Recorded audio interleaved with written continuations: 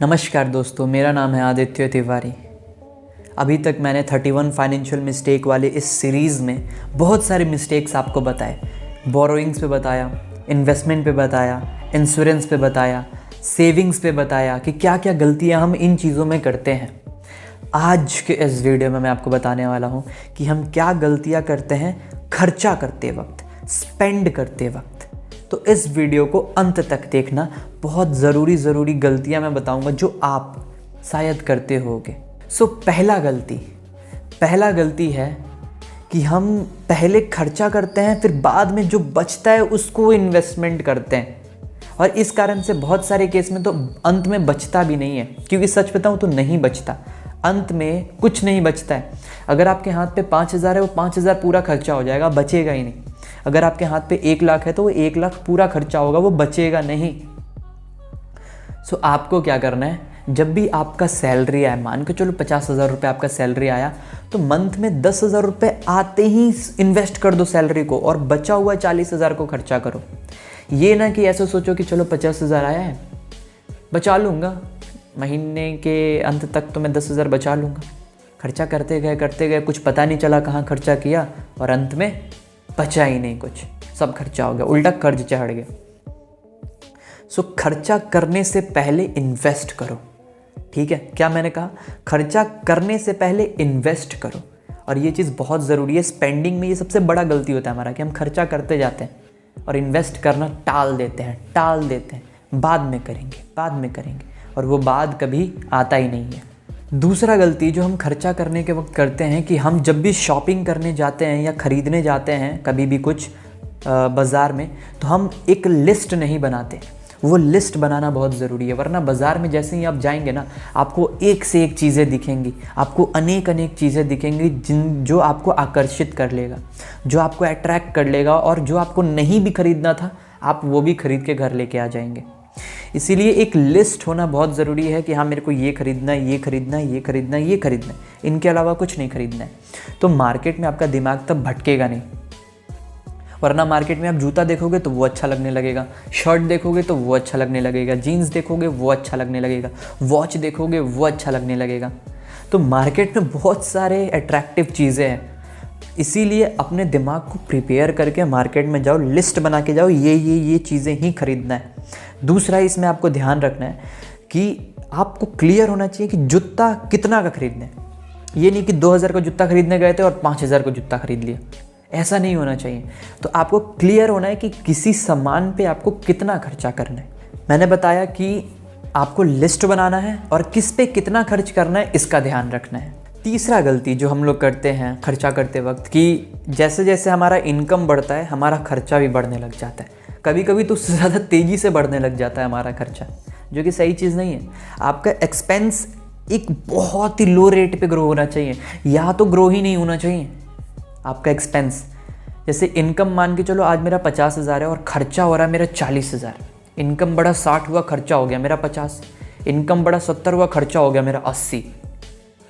तो खर्चा आपका इनकम से तेज़ी से तो कभी बढ़ना नहीं चाहिए। दूसरा, ट्राई करो खर्चा आपका बढ़े ही ना, एक स्टेबल पॉइंट पर है, या फिर बहुत धीरे धीरे बढ़े इनकम के मुकाबले। अगर आपका इनकम 1 लाख है तो खर्चा 40,000 होना चाहिए। अगर आपका इनकम साल का 10 लाख है तो आपका साल का खर्चा 5 लाख होना चाहिए। इस तरीके से करो, खर्चा आधा करके रखो इनकम के मुकाबले, तो आपको बहुत सारा बेनिफिट होगा। और ये खर्चा करने का आदत जो होता है ना, इसको कम करो।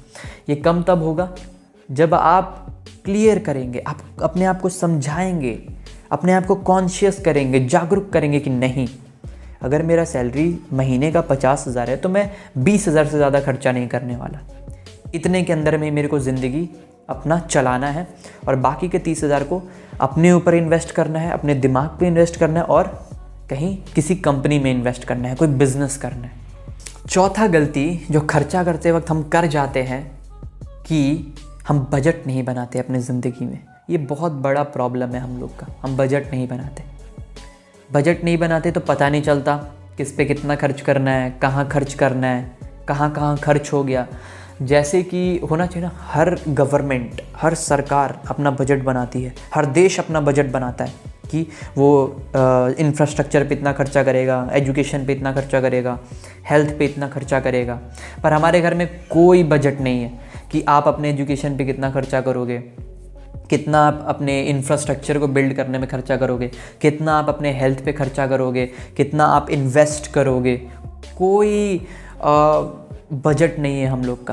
तो जब भी सैलरी आए उससे एक दिन पहले बजट बना के रेडी रहो कि इतना मुझे यहाँ रूम रेंट देना है, इतना मुझे इन्वेस्ट करना है, इतना मेरे हेल्थ पे खर्चा होगा, इतना मेरे एजुकेशन पे खर्चा होगा, इतना मेरे ड्रेस पे खर्चा होगा, इतना मेरे खाने पे खर्चा होगा। इन सब चीज़ों का बजट रहना चाहिए, एकदम क्लियर बजट होना चाहिए आपका ना। 5वां गलती जो हम खर्चा करते वक्त कर जाते हैं कि हम अपने, अगर मान के चलो आप शादीशुदा हो तो आप अपने पार्टनर को इन्वॉल्व नहीं करते उन सब चीज़ों में।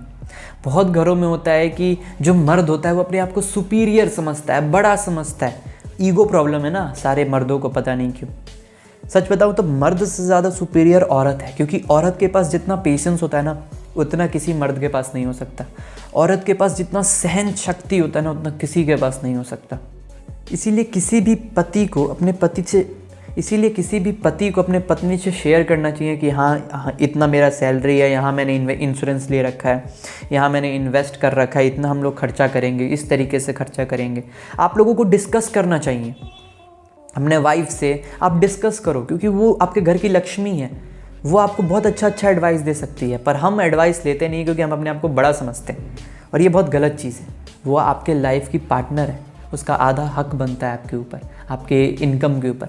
तो उसको भी इन्वॉल्व करना बहुत ज़रूरी है अपने खर्चों के दौरान, तो वो अच्छा डिसीज़न लेके आपको दे सकती है।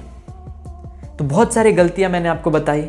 मैंने आपको इन्वेस्टमेंट, इंश्योरेंस, सेविंग्स, स्पेंडिंग और बोरोइंग्स, इन 5 चीज़ों पे बहुत सारी गलतियां मैंने आपको बताई।